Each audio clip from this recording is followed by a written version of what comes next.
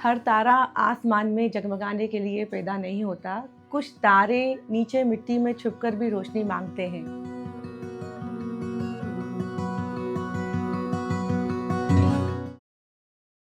Hello, मेरा नाम शैलेश है। तो जब हमने शुरू किया था 52 शॉर्ट फिल्मों का चैलेंज, बेसिकली तब वो चैलेंज था, अब नहीं रहा।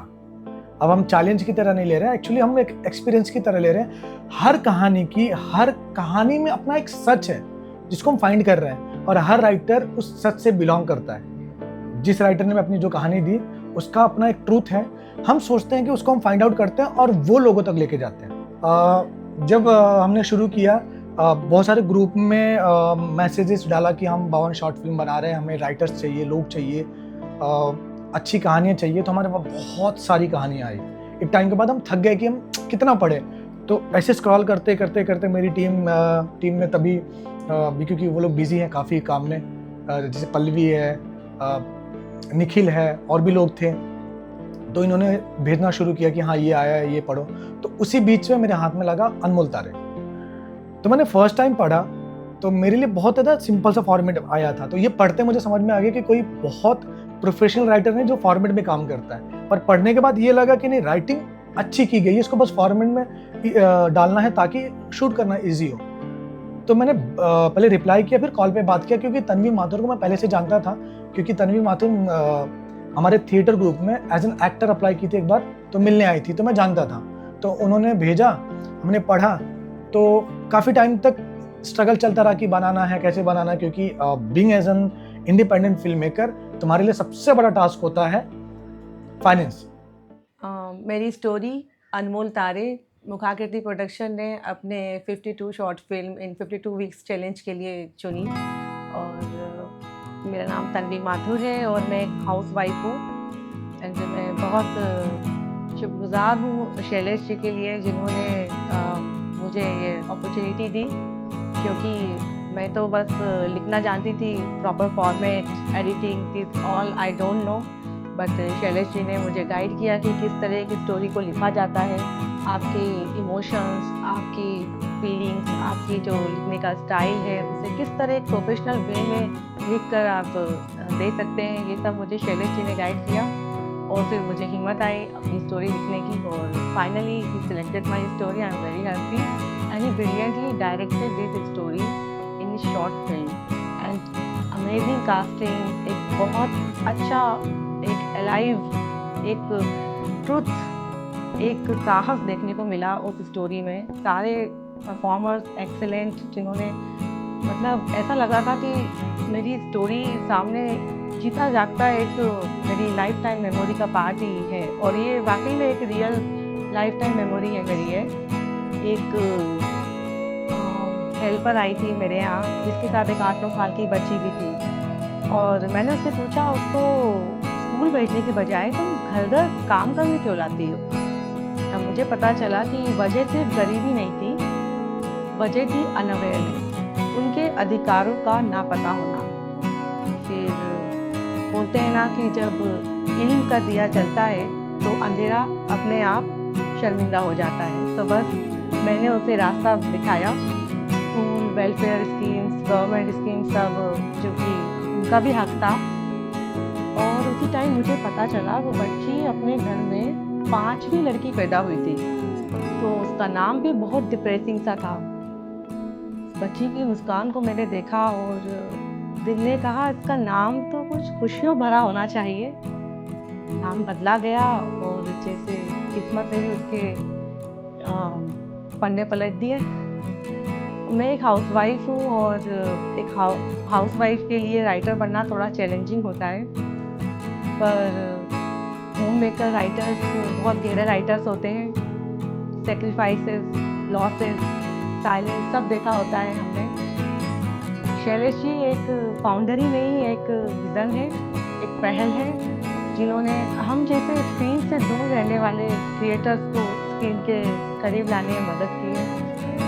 All the very best production. But कहानी कहनी है तो शुरू हुआ, कहानी शूट चलो करते हैं, प्री प्रोडक्शन चालू हुआ।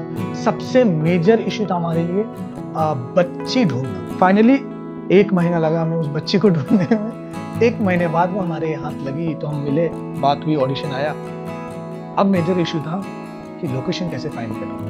तो क्योंकि जिस टाइप की स्टोरी थी, थोड़ा सा अपर क्लास या मिडिल अपर क्लास में जा रहा था स्टोरी, तो हम ऐसे घर में रहते हैं, तो इसमें मैच ही नहीं हुई कहानी। तो मेरे एक दोस्त था सौरभ, तो सौरभ को मैंने कांटेक्ट किया, नहीं सौरभ ने मुझे कांटेक्ट किया जब मैंने 52 शॉर्ट फिल्मों के बारे में बताया, तो उन्होंने बोला मैं इंटरेस्टेड हूँ, मैं क्या हेल्प कर सकता हूँ। तो मैंने उनको मैसेज किया, यार मुझे घर चाहिए जिसमें शूट करना है। तो उन्होंने अप्रोक्सीमेटली आधे घंटे के अंदर ही अपने पूरे घर का वीडियो और फोटो बनाकर भेजा कि आप कर लो, मुझे कोई प्रॉब्लम नहीं है। हाय, मेरा नाम मौमिता है और मैं एक आर्टिस्ट हूँ, थिएटर आर्टिस्ट।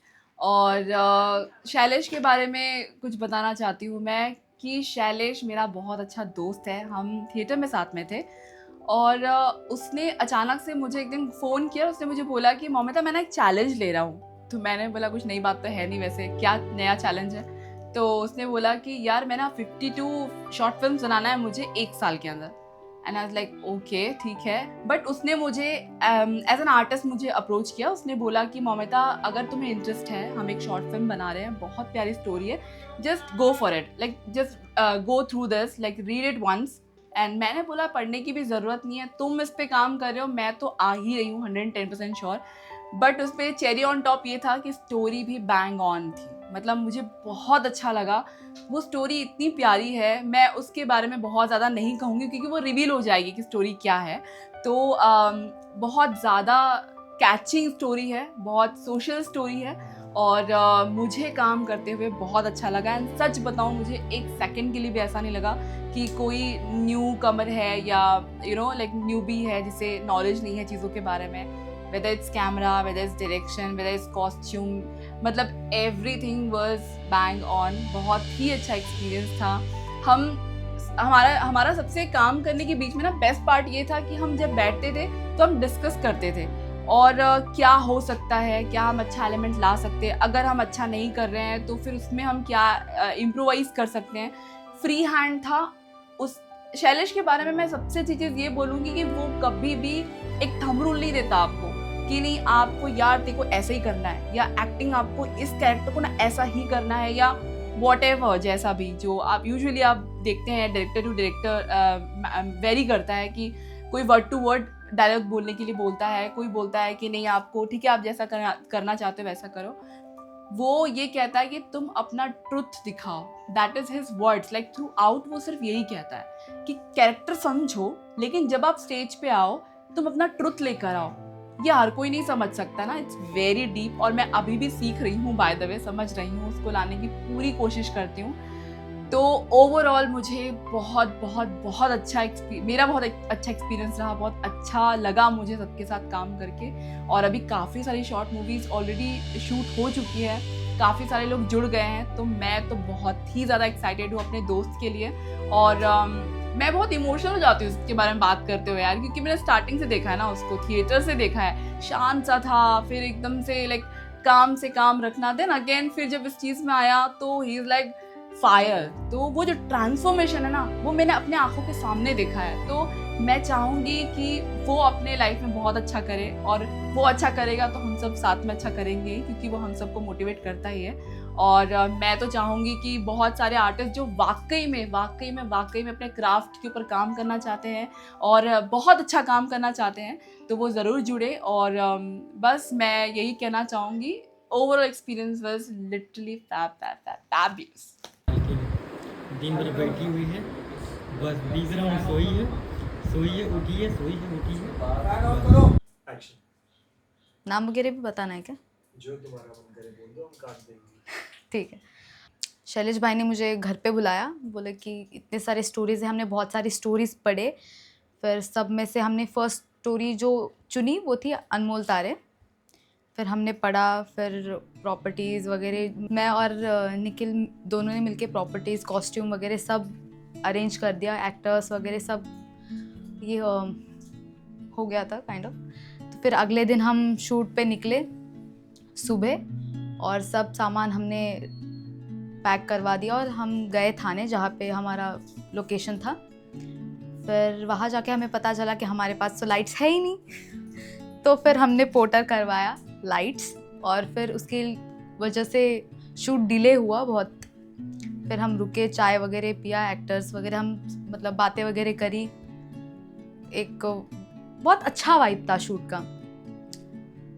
सारे एक्टर्स ने बहुत अच्छे से कोऑर्डिनेट किया, शूट बहुत अच्छा गया और बहुत सारा हमने फन भी किया सेट पे। और बस ज़्यादा नहीं, कुछ 4-5 बार चाय बनाई होगी मैंने और बर्तन धोए होंगे बस। और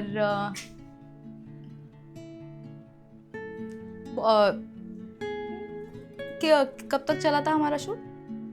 शाम रात तक हमारा शूट हो चुका था, मतलब काइंड ऑफ। टीम में ना एक था ऐसा होता है क्यूज, आपको बहुत दूर जाना है तो क्यूज हो जाता है। तो जैसे पल्लवी ने बताया कि हम लाइट छोड़ दिए, हमें पता था कि लाइट भरना है, हमने ये बोला भी कि लाइट लेना है क्योंकि हमारे पास स्पेसिफिक लाइट है। तो स्टोरी में मुझे वही मिला कि एक हाउसवाइफ है, जब मेरी बात हुई तन्वी माथुर से, तो उन्होंने बताया कि ये मेरे पास की कहानी है, मेरे साथ घटी है।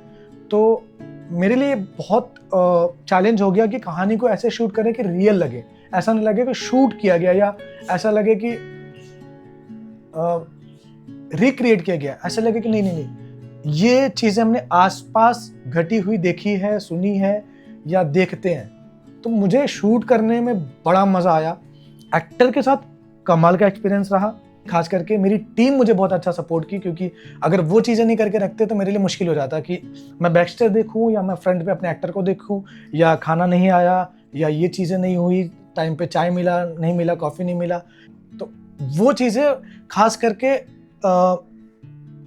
बहुत, मतलब थैंक यू बहुत छोटा वर्ड है क्योंकि बहुत इजी थैंक यू सॉरी हो जाता है।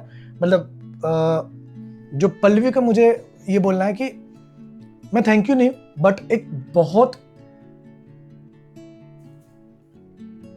एक रिस्पेक्ट है जो पल्लवी के लिए, जो मैं थैंक यू से बड़ा मानता हूँ, क्योंकि वो रिस्पेक्ट शायद मैं उसको रिप्रेजेंट नहीं करना चाहूँगा या बोलना नहीं चाहूँगा, वो है। निखिल के साथ अच्छा रहा क्योंकि निखिल ने पूरा ही आउटडोर का काम संभाल लिया कि एक चीज़ लानी है, मैंने कॉल किया कि निखिल ये लाना है, या मैंने बोला। निखिल के बॉडी में ये नहीं दिखा कि अरे यार, वो निखिल ने ये मतलब निखिल ने जिस तरीके से काम को संभाला, आउटडोर का चीज़ें लाना, वो कमाल का था। इसलिए हमने लेट होने के बावजूद टाइम पर काम कंप्लीट किया। अगर मैं मौमिता के बारे में बात करूं, मौमिता को मैं बहुत पहले से जानता हूं, हमने साथ में थिएटर किया। अब मौमिता को पता है कि मेरे बारे में बहुत सारी चीज़ें, उसको पता है कि भाई ये बंदा इस मामले में नहीं सुनेगा किसी की, खास करके परफॉर्मेंस को लेकर। तो जैसे ही मैं बताते गया चीज़ों को और मौमिता अडॉप्ट करते गई चीज़ों को फटाफट। सेम चीज़ प्रणय के साथ हुआ, क्योंकि ये मतलब जितने लोग थे सभी ट्रेंड एक्टर थे। प्रणय को मैंने चीज़ें बताई कि भाई ये चाहिए, उसने फट से चेंज कर लिया।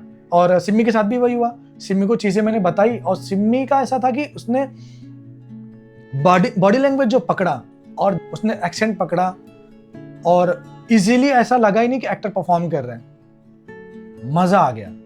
हाँ, एक नाम भूल गया था, डीओपी जो हर्षमित नाम है उनका।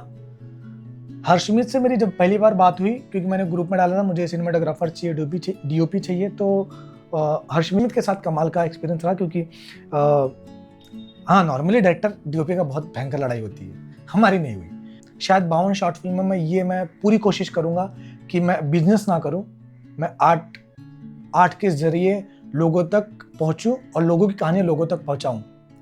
आई डोंट नो क्या होने वाला है।